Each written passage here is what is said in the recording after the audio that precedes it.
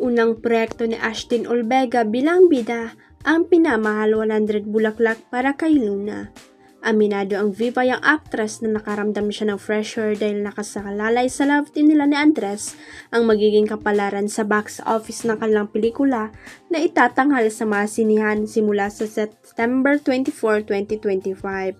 Nang ilabas ang teaser trailer ng Minamahal noong Agosto, umani agad ito ng 12 million views na higit nagpatindi sa pressure na nararamdaman ni Ashtin.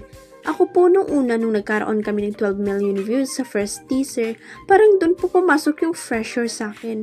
Parang narealize ko na hala ang taas ng expectation ng mga tao pagtatapat ni Ashtin sa press conference para sa pelikula nila ni Andres. Dagdag niya, pero nung narealize ko na napapasukan na ako ng pressure kasi hindi ako nakaka-work ng maayos kapag under pressure ako. Hindi ko nagagawa ng maayos yung trabaho. So tinigil ko po agad siya, mas nag-focus ako sa mga dapat po naming gawin. Ang Minamahal ang pangalawang pagsasama nila at dito raw natuklasan ni Ashtin ang husay ni Andres sa pagpapatawa. Sobrang nakakatawa po pala siya kasi before nagjo-joke siya parang kailangan ko pang kilitiin ang sarili ko. Pero ngayon super funny niya po, lumabas talaga yung goofy side niya and sobrang effortless niyang magpatawa, sabi ni Ashtin. Ginaya ni Ashtin ang sagot ni Andres nang tanungin ito tungkol sa posibilidad na mailab siya sa kanyang leading lady. Like you said, kung posible, anything is possible. Reaksyon ni Andres. Sabi naman ni Ashtin, same answer po, hindi po natin masasabi pero tingnan natin.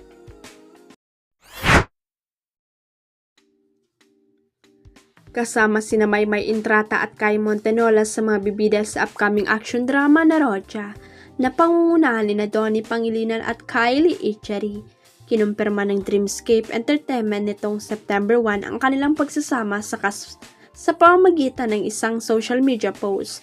Sa inilabas na clip, makikita ang titulong La Playa Roja sa isang imbitasyon na tila tumutukoy sa isang resort bilang setting ng kwento. Gaganap si Intrata bilang isang chef habang isang namang resort guest ang magiging papel ni Montenola. Huwag kalimutang i-click ang subscribe button at i-ring ang notification bell para sa latest at legit chika updates.